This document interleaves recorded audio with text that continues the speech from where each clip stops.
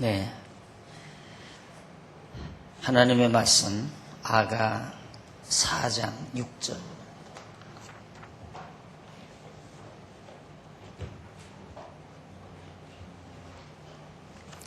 아가 4장 6절.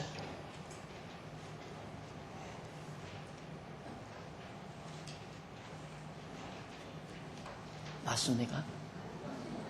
네? 5장 1절? 2절. 네, 5장 2절. 죄송합니다.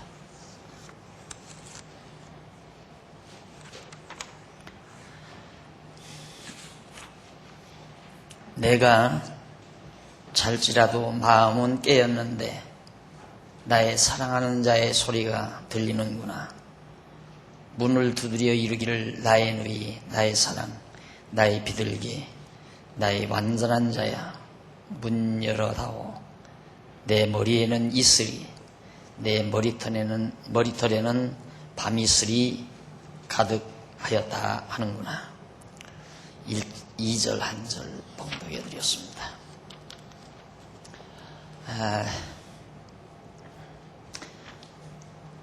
5장 2절부터는 변함없는 사랑의 성취에 대한 내용이라고 했습니다.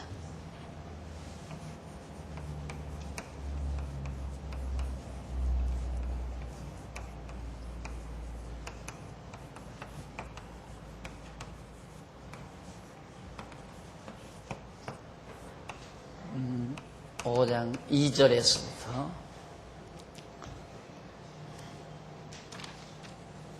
8장 마지막 절까지입니까?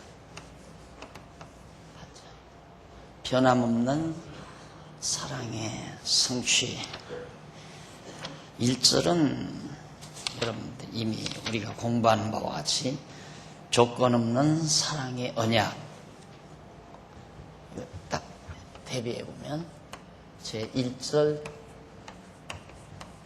조건 없는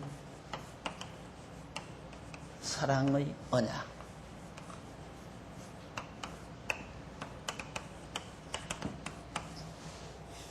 아가서 다라고 그랬죠. 아가서. 예. 언약과 성취 딱 나오잖아요. 예. 이스라엘 백성, 그러니까 이스라엘 민족에 대한 여호와 하나님의 언약과 그 언약에 대한 성취 내용을 사랑의 노래로, 아름다운 사랑의 노래로 묘사했다는 것은 참으로 놀라운 거죠. 왜냐하면 이스라엘 민족사인데 아브라함에서부터 예수, 다윗, 여기가 이제 솔로몬이고요. 아브라함과 다윗 사손, 예수 그리스도의 세계, 구약성서 성경 거의 다죠. 창세기 12장에 아브라함이 등장하니까. 그런데 이런 역사를 자기 민족사죠. 그러니까 솔로몬 자기 자신이 왕위에 올랐을 때 솔로몬이 이 민족사에 대해서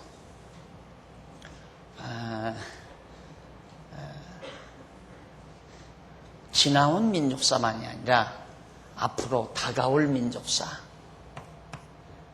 70년 포로 생활까지 포함해서 회복을 위시한 이런 자기 민족의 역사를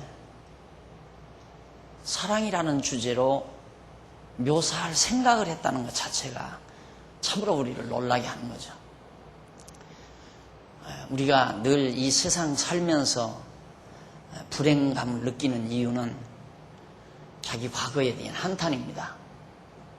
지나온 과거를 아름답게 노래할 수 없다는 얘기죠.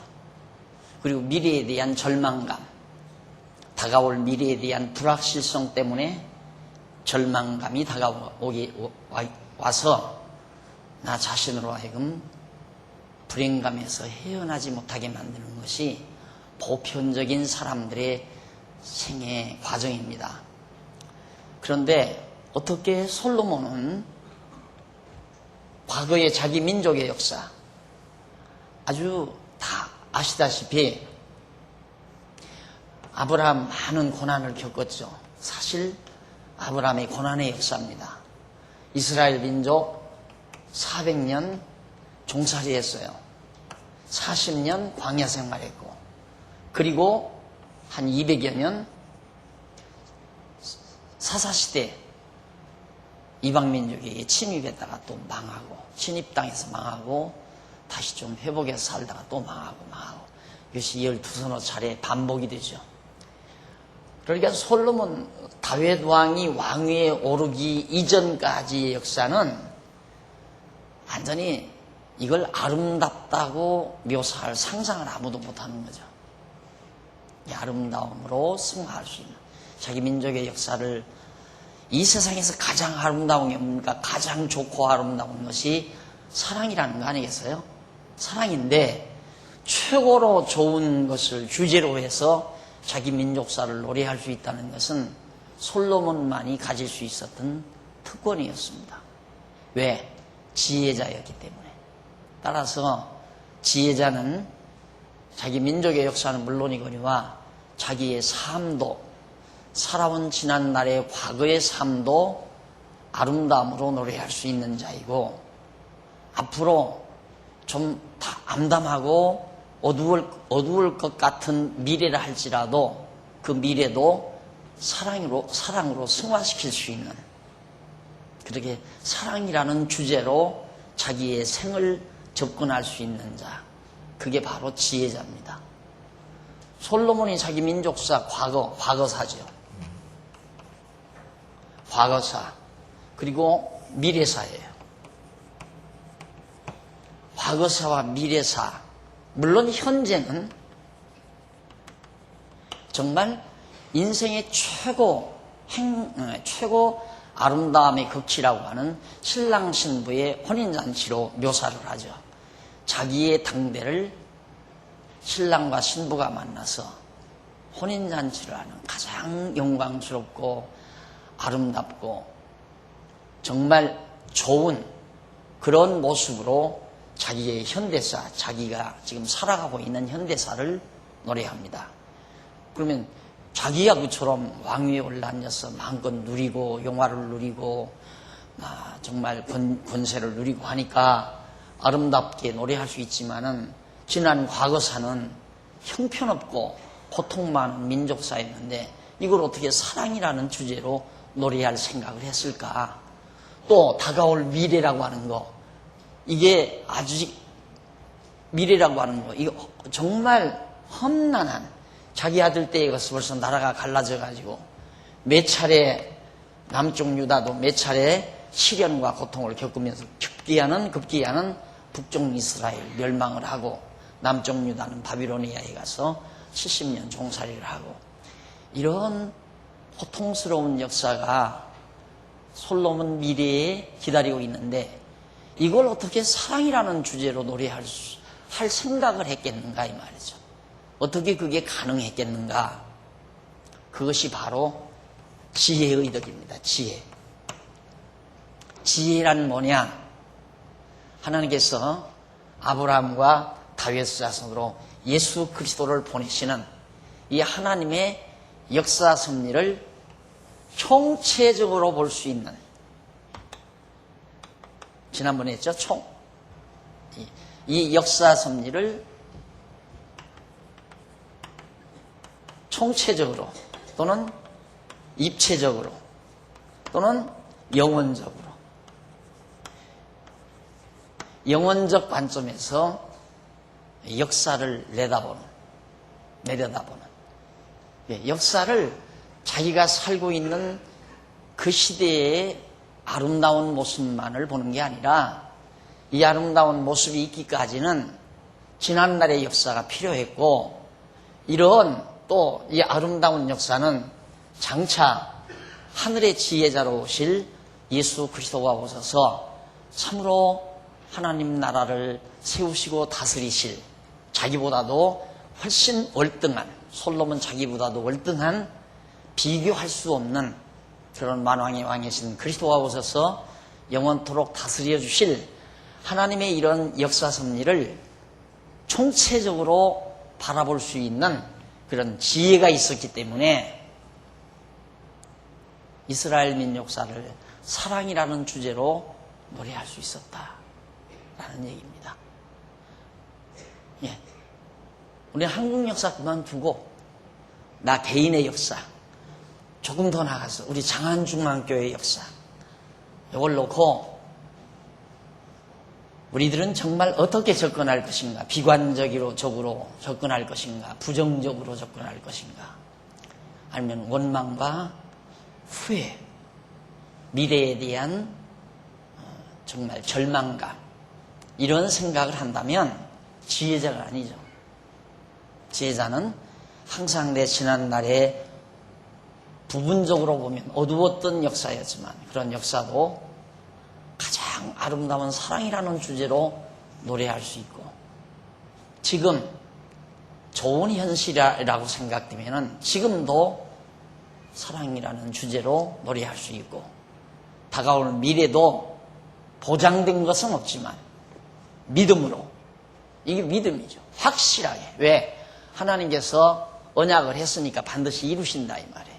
하나님께서 아브라함과 다윗 자손 예수 그리스도 오신다고 언약했기 때문에 반드시 그리스도가 오셔서 하나님의 나라를 지상에 세우실 것에 대한 약속을 믿는 신앙으로 인해서 바로 그렇게 이스라엘 민족사를 이 세상에서 가장 좋은, 가장 아름다운 개념으로, 아름다운 개념의 용어로, 그의 사랑이라는 용어죠.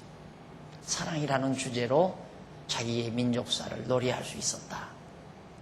이것이 마냥 부러운 겁니다. 오늘 우리가 그렇게만 살 수 있다면, 그렇게 살 수 있다면 행복한 자이죠. 또 살 수 있다면 하고 미지수로 던질 게 아니라 우리도 가능하다는 얘기예요. 우리가 지혜만 있다면. 누가 한번 이제 어제 지난 주일날 오후에 시편 강의한 내용을 듣고 나서 누가 저러더라고요. 그래요. 그 강의를 들으니까 아 그렇겠구나 라는 생각까지는 드는데, 아 그렇겠구나 라는 공감대, 거기까지는 가는데 정말 하나님이 언약하시고 그 언약대로 이루어달라고 간구하고 그 간구한 것대로 이루어준 것에 대한 찬양이 내 속에서 나와야 된다, 이 말에는 주춤해지더라는 거예요. 왜? 아직 내 안에서는 찬양이 없으니까. 어제 이제 지난 주일날 오후에 시편 서론했잖아요. 그러니까 하나님이 언약하시고 그 언약 찬양, 그 다음 간구, 기원 찬양, 그 다음 성취에 대한 찬양. 이게 이제 시편 150편 전체 내용인데, 언약한 것대로 이루어달라고 기원한 것을 성취해줬을 때 속에서부터 찬양이 나왔다. 그러니까 다윗이 또 구약의 선지자들이, 아니 구약의 성도들이 150편이라고 하는 엄청난 많은 분량의 찬송을, 그 중에 이제 솔로몬의 찬양도 있죠. 그런 찬양을 부를 수 있었다고 하는 것은 속으로부터 놀라운 하나님께 대한 감사와 감격, 이런 것들이기 때문에 하나님께 대한 찬양이 있었다는 얘기죠. 우리 안에서 그 찬양이 나와야 된다. 꼭 마찬가지예요. 정말 솔로몬은 하나님께서 이렇게 언약하시고 언약대로 이루시는 하나님의 섭리를 사랑의 언약과 사랑의 성취 내용으로 승화해서, 그렇게 각색해서 사랑의 아름다운 노래로 각색해서 자기 민족사를 해석하며 살았다. 이것이 지혜자만의 특권이었다는 것을 다시 한번 여러분에게 강조해드리면서, 오늘 바로 이제 5장 2절 변함없는 사랑의 성취에 대한 이 부분을 이제부터 항론해 갈까 합니다.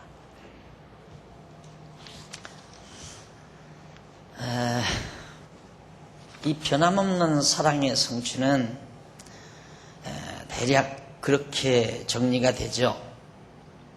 일단 솔로몬이 5장 2절로부터 6장 3절 4588페이지에 나옵니다. 제일 상단에 보면 그 내용 가운데 5장 2절에서 6장 3절까지는 신랑을 잊어버린 신부의 아가에 대한 노래. 신랑을 잊어버린 신부의 아가. 신부가 부르는 아름다운 노래예요. 신랑을 잊어버려 놓고도 또 아름다운 노래를 불러요. 이게 따지고 보면 슬픔의 노래라고 그렇게 묘사할지 모르지만 놀라운 것은 이 모두가 다 합력해서 아가예요. 신랑을 잊어버렸으니까 신부가 얼마나 고통스럽겠어요. 그런데 그 고통스러운 모습을 노래했는데 그걸 아가라는 노래를 부른 것이다. 그러니까 솔로몬의 아가죠. 그러니까 아름다운 노래라고 하는 것은 모든 것이 다 어떤 무엇도 쉽게 말하면 아브라함의 고난도, 애굽에서의 400년 고난도, 종살이도, 광야에서의 40년 방황도, 사사시대의 몇백 년 동안 시련도, 이런 많은 우리들이 단편적으로 올 때는 다 부정적인 내용들이죠. 고난, 방황, 그리고 종살이, 그리고 방황, 시련, 이거 다 고통스러운 거 아니에요? 부정적인 것들이죠. 그런데 이런 모든 것들이 사랑의 노래로, 사랑이라는 주제로 해석이 가능했다는 얘기예요. 그래서 아가 내용은 신부가 신랑을 잊어버렸는데도, 잊어버린 것에 대한 노래도 사랑의 노래다, 아름다운 노래다라고 묘사가 가능하다는 얘기입니다. 자, 그러면 죄송해요. 맞아요. 그 다음에 이제 6장 4절로부터 7장 9절, 6장 4절에서 7장 9절은 신부를 찾은 신랑의 아가에 대한 노래. 잊어버린 신부를 신랑이 찾았어요. 거기서 또 노래합니다. 그리고 7장 10절로 8장 5절까지는 신랑을 상봉하는 신부의 아가. 신랑이 신부를 찾으니까 신부가 아름다운 노래를 불러요. 그리고 마지막 8장 6절에서 14절까지 바로 4588페이지 위에서 6째 줄 나와요. 8장 6절로 14절. 변함없는 사랑의 아가에 대한 노래를 통해서 여호와의 자비성을 찬양을 합니다. 하나님의 변함없는 아가, 사랑의 아가, 변함없는 사랑에 대한 아름다운 노래 통해서 하나님의 자비성을 노래하는 내용으로 정리가 돼요. 자, 그러면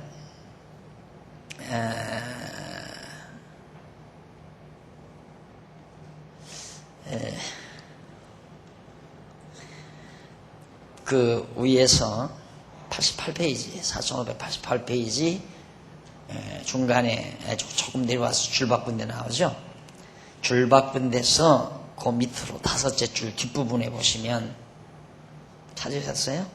줄바꾼 데서부터 밑으로 5째 줄 뒷부분에 보시면 이러한 이제까지 제가 말씀드린 이러한 솔로몬의 노래는 솔로몬 왕 시대 이후부터 바벨론 포로에서 돌아와 유다 왕국을 회복할 때까지의 역사 섭리에 대한 역사 섭리의 바탕을 두고 있다. 지금 후반부에 대한 지금 5장 2절로부터 8장까지의 그 대략적인 윤곽 제가 말씀드렸죠.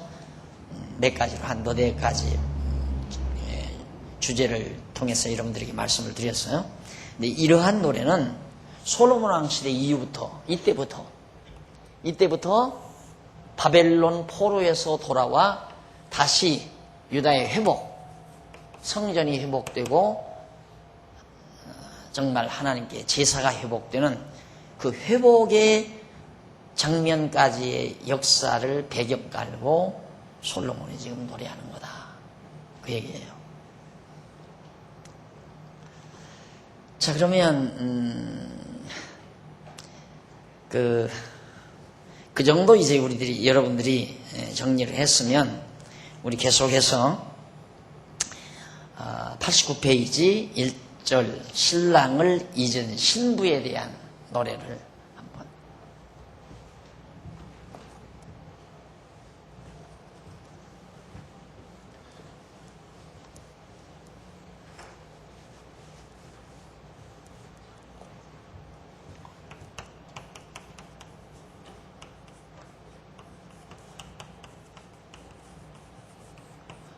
오 장 2절로부터 5장 2절에서부터 6장 3절까지.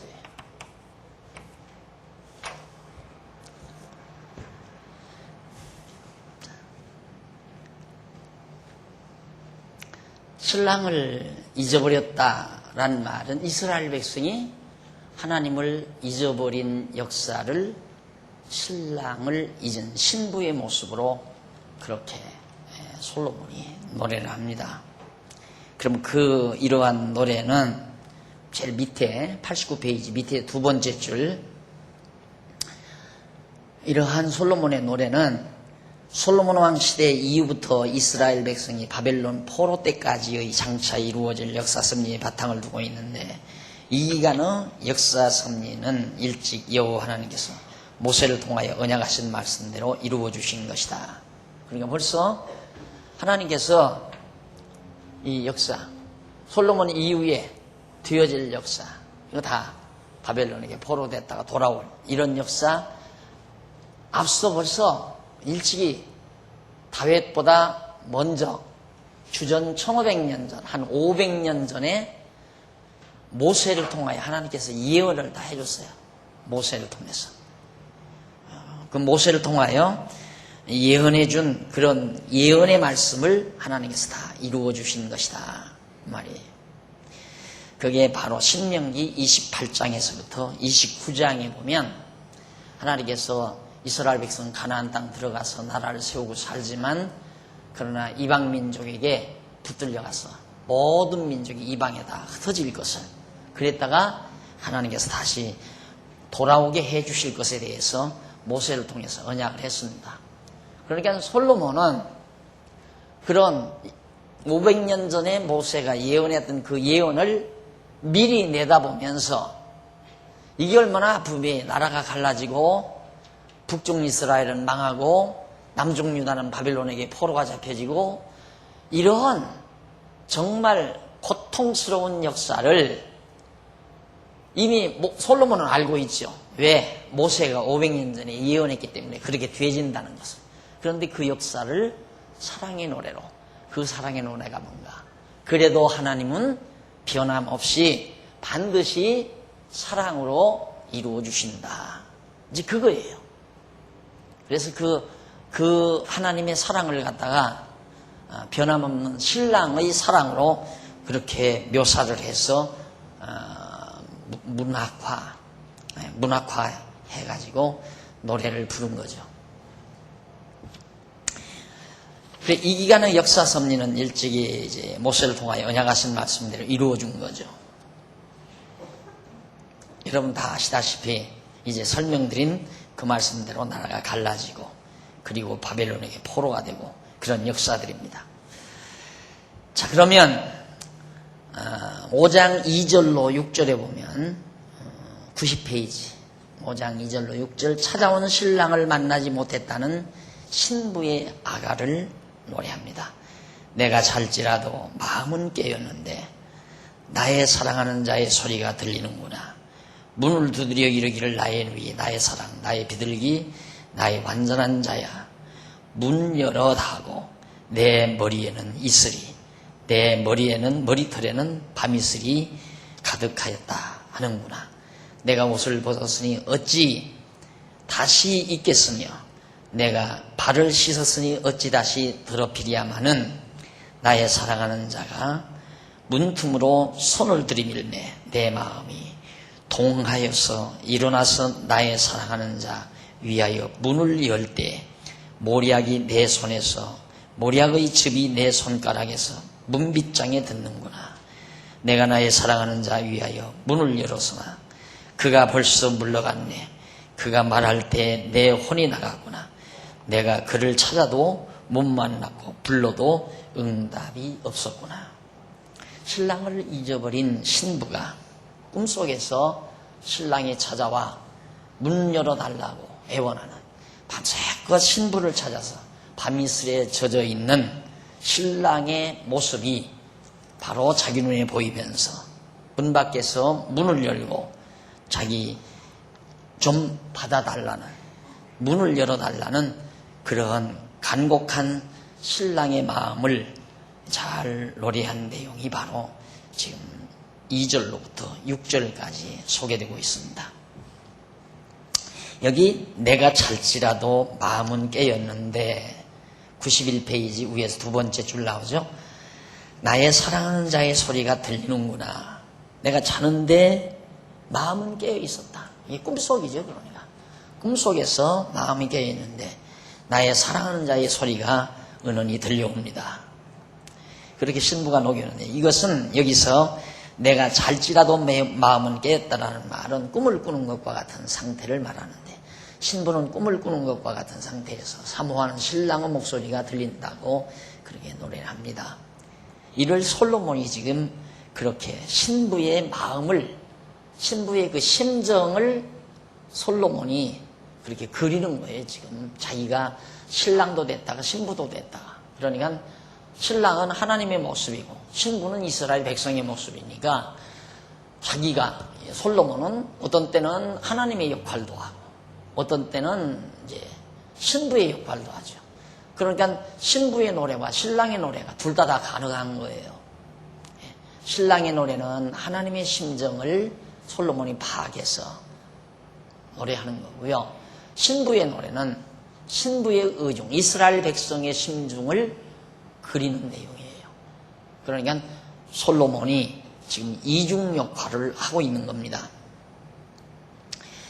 자, 근데 문을 두드리기를 나의 누이, 나의 사랑, 나의 비둘기, 나의 완전한 자야, 문 열어다고 라는 신부의 노래인데, 나의 비둘기라는 말은 비둘기처럼 순결하고 아름다운 신부, 깨끗하고 순결한 아름다운 신부.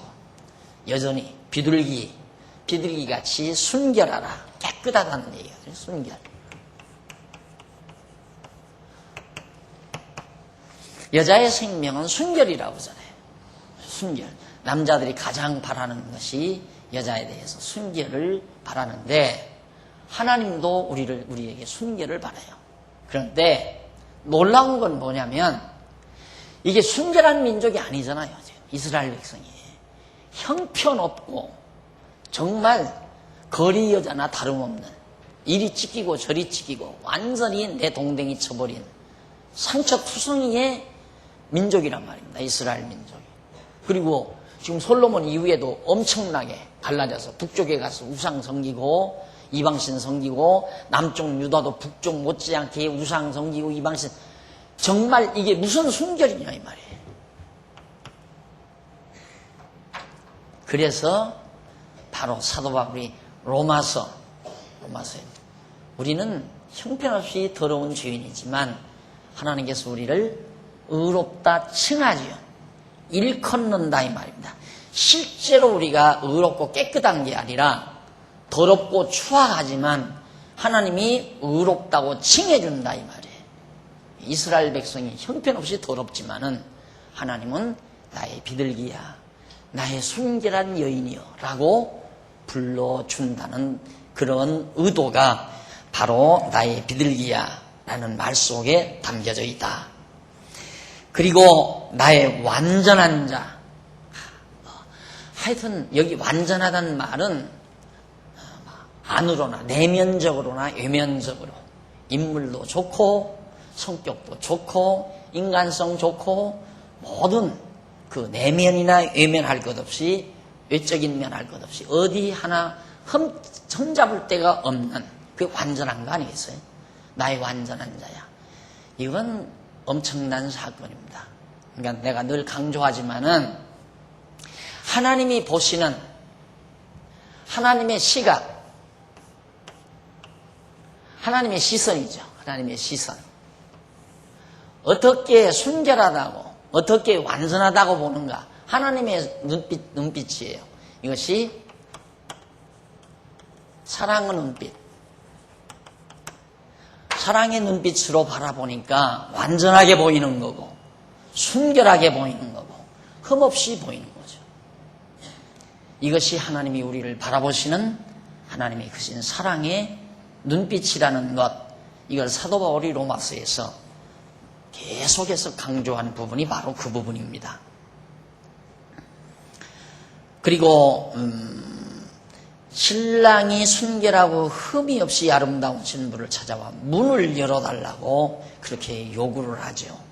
근데 사실 신랑을 잃어버린 것 자체가 벌써 흠집이 많은 거죠. 깨끗하지 못한 거고.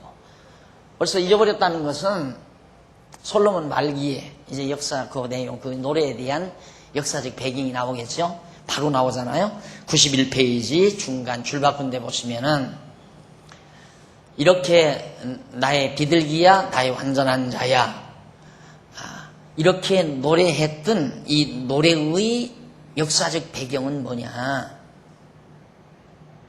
나의 사랑, 나의 누이, 나의 비둘기, 나의 완전한 자야. 그 역사적 배경을 보면 솔로몬 왕정 이후 이스라엘 나라는 남북으로 분열되어 북쪽 이스라엘이나 남쪽 유다가 여호와 하나님을 저버리고 이방신을 섬기게 된다. 자, 여기서 나라가 갈라져서 북이스라엘도 이방신, 남쪽 유다도 북쪽 이스라엘보다 더 악하다고 그랬어요. 더 패역했다고 그랬어요. 그러니까 다 북쪽이나 남쪽이나 모두가 다 이방신을 섬기고 하나님 여호와를 멀리하고 살았다 이 말이죠. 잊어버린 거예요. 그런 이스라엘 민족을 향해서 하나님께서 완전하다, 그리고 순결하다, 나의 비둘기야, 나의 완전한 자야 라고 호칭해 준다는 거. 의롭다고 칭해 주시는 하나님의 사랑의 섭리를 잘, 아주 너무도 아름다운 노래로 묘사를 했다고 생각을 합니다. 그리고 그러면서 내 머리에는 이슬이, 내 머리털에는 밤이슬이 가득하였다 하는구나 라고 노래합니다. 이는 밤새도록 신부를 찾아 달려온 신랑의 모습을 노래한 거죠. 꿈속에서 신부가 자꾸 이방신 성경이 이렇게 살다가 꿈속에서 신랑이 나타난 거예요. 그런데 밤새껏 이 밤은 항상 어두운 역사를 말하잖아요. 이게 다 어두운 역사죠. 이 역사 동안 하나님께서는 계속해서 밤이슬 맞아가면서 잊어버린 신부를 찾아 헤매는 모습으로 신부에게 꿈속에 나타나 보여진 사실을 노래하고 있는 겁니다. 그 다음 3절로 5절 보면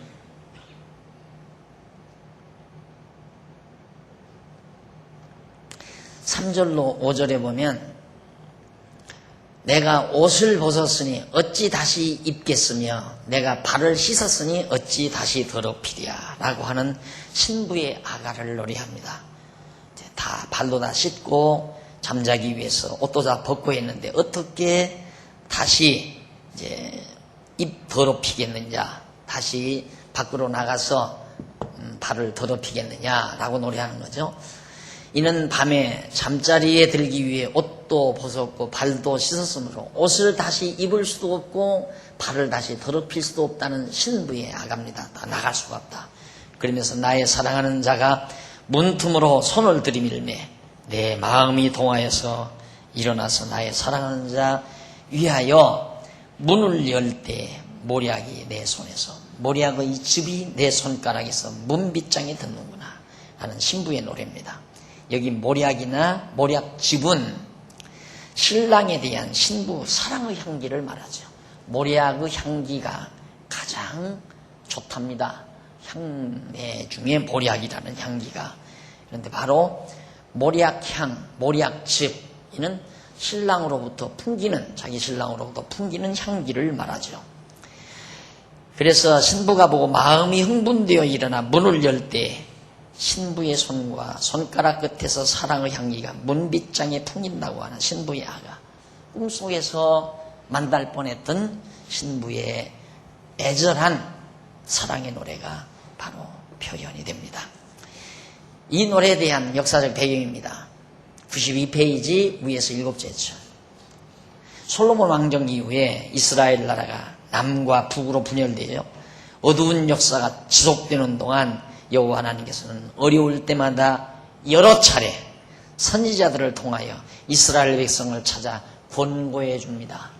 때때마다. 자, 북쪽 이스라엘, 여기서는 아합 왕 때는 엘리야, 그 다음 북이스라엘 망할 때 망하기 전 이사야, 호세아 등, 그 다음 예레미야, 이런 선지자들이 이 앞에 호세아 선지자라든가 하박국 선지자라든가 이런 선지자들, 여기 하박국, 이런 선지자들을 하나님께서 보내주어요. 그러니까 하나님이 그렇게 보내주지만은 이스라엘 백성이 영접지를 않죠. 결국 하나님을 잃어버리고 맙니다. 그러니까 꿈속에서처럼 잠깐 만났다가 헤어지는 이런 모습으로 솔로몬이 노래한 거죠. 이걸 보면 참 솔로몬의 그 시상이라는 것은 대단하죠. 이번에 뭐 미술가 누굽니까? 돌아가셨다는데 그분이 저 국립미술관에 과천에 있는 국립미술관에 그 입구에 딱 들어가면 막 텔레비 막 여러 개 해서 했잖아요. 공산품과 그러니까 공산품과 예술이 만나게 만들었던 그걸로 그렇게 유명했답니다. 그분이. 그런데 재미난 것은 그 양반이 예술에 대한 정입니다. 그분이. 그러니까 세계적으로 유명한 예술가예요. 예술은 사기다. 사기극이다. 이 말이에요. 예술이라는 게. 그러니까 사람들로 하여금 아리송하게 만들어가지고 그냥 그 뭐 작품이 아무것도 아닌데 하여튼 그 사람이 손댔다 하면 막 수억 대가 나가는 거예요. 사기극이다. 자기도 예술 속에서 뭔가 진가를 찾아보려고 그게 몸담았지만은 결국 예술도 심오하게 빠져들면 그런 식의 인간 주제의 예술은 미쳐야 돼요. 철학도 미치는 것으로 끝나는 거고. 결국 그분도 뇌졸중으로 쓰러졌다나요? 그런데도 막 그냥 붙들고 그냥 개떡칠을 하더라고요. 이렇게 개떡칠. 그런데 그게 유명한 작품이에요. 그러니까 해답이 없어요. 절대 해답이 없어요. 왜? 자기는 어떻게든지 좀 이 세상을 아름답게 승화해서 표현해 보려고 노력. 예술이라는 게 그거 아니에요? 역사도 이 세상도 모두를 좀 아름답게 승화시켜 보려고 하는 그런 결론을 찾고 싶어 하는 게 예술의 목적이거든요. 그런데 찾아도 없다. 어떻게 아름답게 노래하느냐 이 말이에요. 조금 힘이 있으면 약한 사람들을 막 죽이고 살상극을 벌리고 짓밟고 폐허로 만들어버리고 폭탄 쏟아부어버리고 그리고 다 빼앗아오고. 여러분 세계 여행 다니면서 저는 몇 군데 안 가봤지만은 제일 증오스러운 게 뭐냐면 정복자들의 기념관. 거기는 어떠한 일이 있어도 제가 가요. 다른 건 별로 내가 일부러 안 찾아가는데 정복자들이 그 정복 당시에 했던 뭐 기념관 그런 데는 어떻게든지 들어갈 수만 있으면 들어가 보려고 노력. 왜? 인간의 잔악성이 거기에 다 모아 있으니까. 어둡고 미개하다 하지만 그게 사람들이 보는 눈이지 얼마나 순수해요.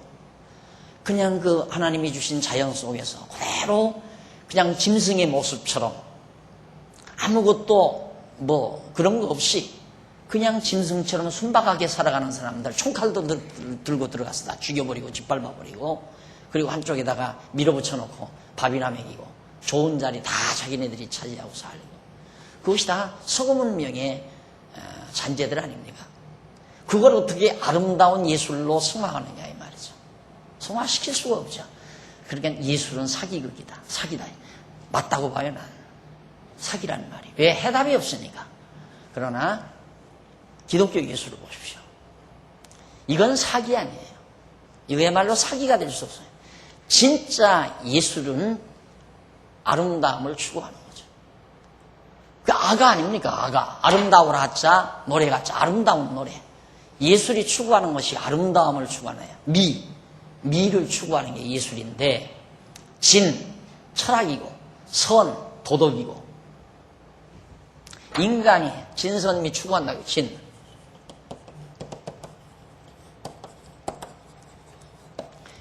철학, 도덕, 미, 아름다움.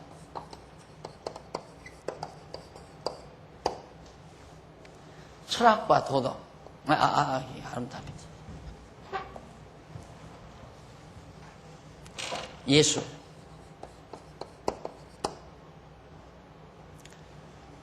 인간이 추구하는 것이 이 세 가지인데, 이걸 진리를 추구하기 위해서 철학을 하는 거고, 선을 추구하기 위해서 도덕을 내세우는 거고, 아름다움을 추구하기 위해서 예술을 하는 건데, 아름다움을 추구할 수가 없잖아요. 세상에 아름다운 게 없으니까. 그래서 그 유명한, 여러분 세상에서 유명한, 정말 유명하다는 사람들 죽을 때 보십시오. 다 부정적인 말 남겨놓고. 왜? 소위 도덕이 사실 불교도 결국에는 그 선 추구예요. 이선 말고 참선. 도덕과 만나는 거죠. 그래서 생부를 추구하는 건데, 그 성철 노승이 죽으면서 또 세상 뜨면서 그랬잖아요. 속지 말라. 다 거짓말이다. 속지 말라. 다 거짓말이다 이 말이에요. 속지 말라. 큰 별 죽었다고 서울대 미대 교수가, 미대 학장인지가 나와서 글을 썼는데, 예술계의 큰 별이 사라졌다 이거예요. 그런데 큰 별께서 예술은 사기다. 신문에 나와서요. 신문에 예술은 사기다. 그분의 유명한 예술에 대한 결론입니다. 사기죠. 왜? 이렇게 역사를 아름답게 볼 수가 없으니까. 아무리 아름답게 보려도 볼 수가 없으니까. 그래서 그걸 보려고 노력하다 보면 미쳐버려요, 이게. 자기가. 철학자 니체도 미쳐버렸잖아요. 미쳐. 선을 추구하는 성철 스님도, 성철 노승도 거짓말이니까 속지 말라. 이름 누군지 모르겠어요. 큰 별, 예술계의 큰 별. 어저께 세상 떴는데 예술은 사기다. 그러나 기독교의 예술은 사기 아니에요. 진짜 아름답게 노래할 수 있는 겁니다. 이 세상이 아무리 어둡고 아무리 고통스럽고 전쟁이 있고 기아가 있고 정말 피나는 피비린내 나는 어려운 민족상장이 있다 할지라도 바로 그런 역사들을 아름다운 노래로 승화시킬 수 있는 지혜로운 예술은 바로 이 아름답게 승화시킬 수 있다 이 말이죠. 그래서 기독교 예술. 그래서 내가 연구원에서 또 미대, 우리 저기 어딥니까? 독에 지금은 이제 있는 데가 어디죠? 탄광 빠찡고 많이 하나, 네? 태백 기도처에 전사님으로 계신 분이 중학교 미술 선생이에요. 그분이 미대 나와가지고 미술 선생인데, 그분들은 내가 한번 언젠가 가니까 목사님 제가 이 미술을 계속 해야 되겠습니까? 그래요.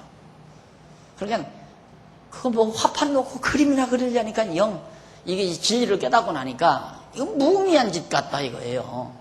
그래가지고 고민이 돼가지고 아주 이제는 직장 미술 선생 한다는 것 자체가 싫은 거예요.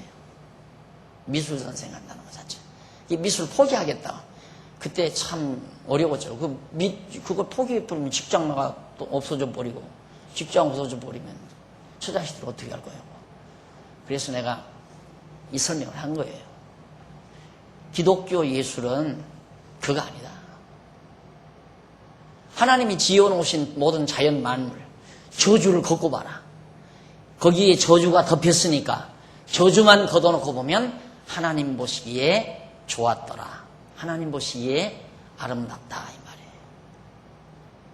그러니까 그걸 추구하는 것이 기독교 예술, 미술도 그렇고 음악도 그렇고 다 마찬가지죠. 그러니까 우리가 시편 공부하지만 오후 찬양 예배 때 그 오후 찬양 예배 때 시편의 노래들이 얼마나 다 아름다운 노래입니까? 정말 아름다운 노래들이죠. 그래서 음악이나 그림, 조각 이런 모든 예술들이 미를 추구하는 건데, 아름다움을 추구하는 건데 기독교 예술은 가능하다. 기독교적 예술은 충분히 가능하다. 그래서 이 학문 예술학, 미학, 예술학이 아니라 미학. 이건 이제 윤리학으로 다루어지는 거고요. 이건 이제 진리는 철학인데 철학을 넘어서 이제 신학이죠. 예. 그래서 이제 이 윤리, 기독교 윤리, 그다음 기독교 미학 이걸 하나 다뤄봤으면 해서 힌트를 줬는데도 아직 누구가 거기에 접근을 안 해요. 네. 내가 시간이 있으면 했으면 좋겠는데 내가 지금 해야 할 일이 거기에 머무림쳐야 될 입장이 아니기 때문에 지금 이 강의가 예를 들어서 오늘 하는 이 강의를 앞으로 10년 후나 20년 후에 누가 정말 이 예술에 몸을 담고 있다가 고민을 하고 좌절하고 절망했다가 이 강의를 녹음 테이프를 통해서 들었다면 대작이 나오게 돼 있어요. 반드시 대작이 나와요. 기독교적 미학이 엄청난 파문을 일으킬 수 있는 미학이 나올 수 있는 그런 배경이 있습니다. 그래서 이런 아름다운 보고들이 이 성경 안에는 수없이 저장되어 있다는 사실을 우리가 알 수 있죠. 마지막 6절 보십시다. 신부가 문을 열었으나 신랑이 물러갔으므로 허탈해하는 내용이죠.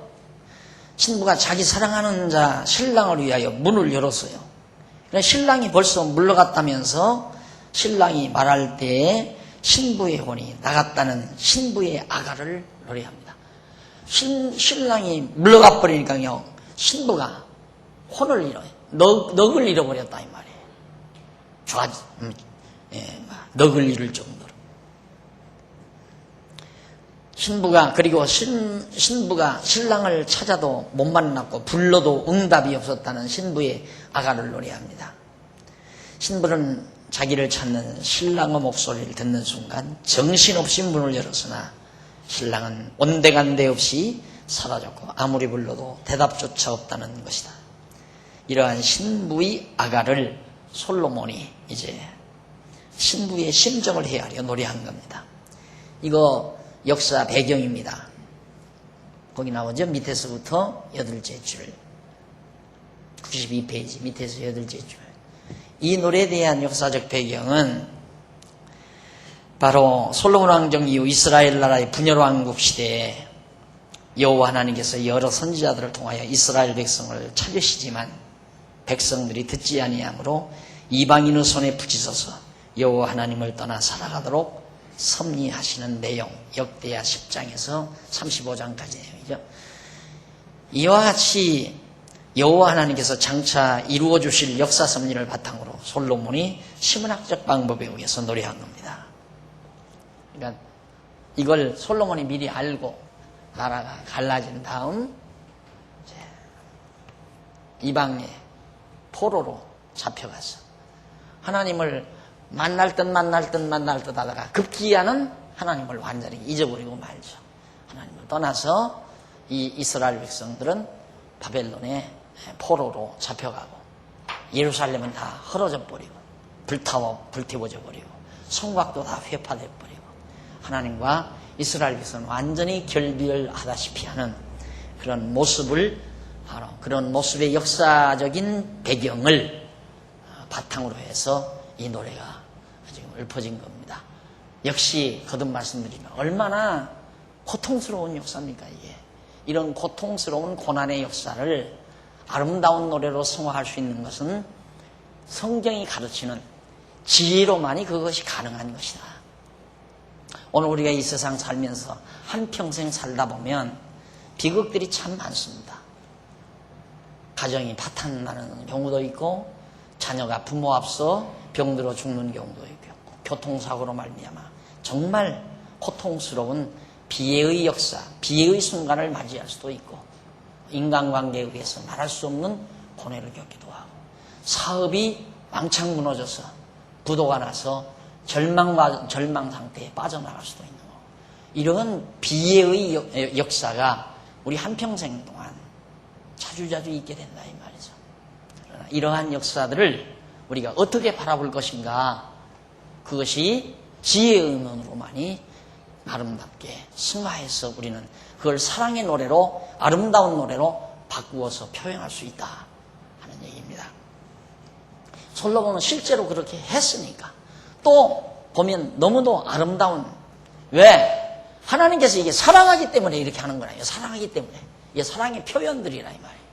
근데 우리는 사랑의 표현이 그저 머리 쓰다듬어주고, 얼러주고, 그저 얼굴 만져주고, 애기 쩌쩌 해주고, 다듬어주고, 그것이 사랑의 표현이라고는 누구나 다 알죠. 그러나 매들고 때리고, 야단을 치고, 그리고 고통을 가하고, 이런 것들은 사랑이라고 생각을 안 하죠. 탕자를 내보내는 아버지의 그 아픔, 이루 말할 수 없죠. 아버지 싫다니까 돈을 주어서 내보내는 아버지의 심정, 가히 상상할 수 있잖아요.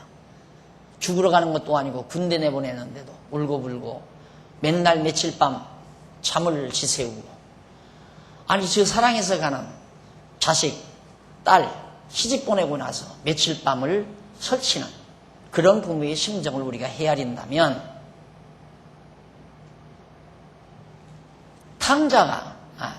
아버지가 탕자를 내보낸 그 심정을 우리 알만하잖아요. 그런데 그것이 사랑이었다 이 말입니다. 하나님께서 우리를 에덴 동산에서 내쫓으실 때 웃고 보낸 것이 아니라 마음속에 그 자비하신 뜨거운 열정이 아픔을 겪으면서 에덴 동산에서 우리를 사랑하기 때문에 내어 쫓았다. 에덴 동산에서 탕자를 내보내듯이 이런 것들이 모두가 다 사랑이라는 이름으로 다 소화할 수 있는 역사들이다라는 얘기입니다. 어느 것도 하나님의 사랑이라는 이름으로 해석되지 아니할 것이 아무것도 없다.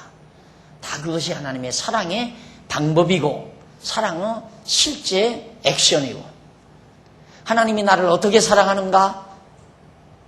나로 하여금 때로는 망하게 해서 사랑하고, 나로 하여금 고통을 겪게 해서 사랑하고, 나로 하여금 절망에 빠지게 해서 사랑하고, 그런 우리 인간의 눈으로 볼 때는 부정적인 측면이지만 그것이 하나님의 사랑의 액션이라는 사실을 우리는 감지할 수가 있습니다. 바로 그런 노래들이 이 여기에 담겨져 있는 겁니다. 자, 이렇게 해서 일단은 솔로몬의 이 아름다운 노래 6절까지를 우리가 신랑을 잊어버린 신부의 노래 중에 2절로 6절까지 찾아온 신랑을 만나지 못했다는 신부의 아름다운 노래를 솔로몬이 노래한 걸 우리가 살펴봤습니다. 찾아왔는데 못 만났다. 더 애절하죠. 너무너무 애절하죠. 오늘 바로 우리들의 모습입니다. 하나님 앞에서 우리들이 하나님을 잃어버리고 살 때 이것이 곧 우리들의 심정에서 읊어져야 될 아름다운 노래라는 것을 다시 한번 기억하시면서 다음 시간 5장 7절부터 약속하고 오늘 강의 마무리합니다. 기도하십시다.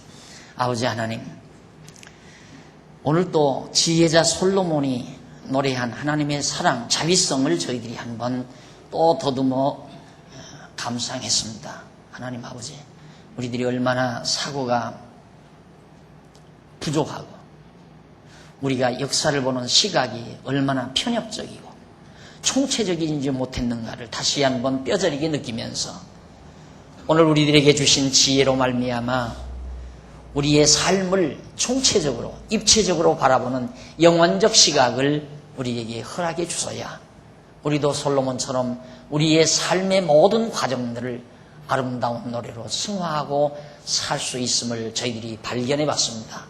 하나님 아버지, 혹시 우리 지난날의 삶에 대해서 한탄하고 후회하고 미래에 대해서 걱정하고 근심하고 살거들랑 오늘 이 아름다운 노래를 감상하고 나서 지혜로운 자로서의 측면을, 지혜로운 자로서의 내 삶을 해석하는 슬기와 믿음과 지혜를 우리 모두에게 허락해 주시옵소서. 그래서 우리의 입가에서는 솔로몬의 입가에서 이 아름다운 노래가 떠나지 않았던 것처럼 오늘 우리의 입가에서도 아름다운 하나님께 대한 사랑의 노래가 끊임없이 읊어질 수 있도록 역사하시옵시기를 비오며 예수님의 이름으로 기도드립니다. 아멘. 하늘에 계신 우리 아버지, 이름이 거룩히 여김을 받으시오며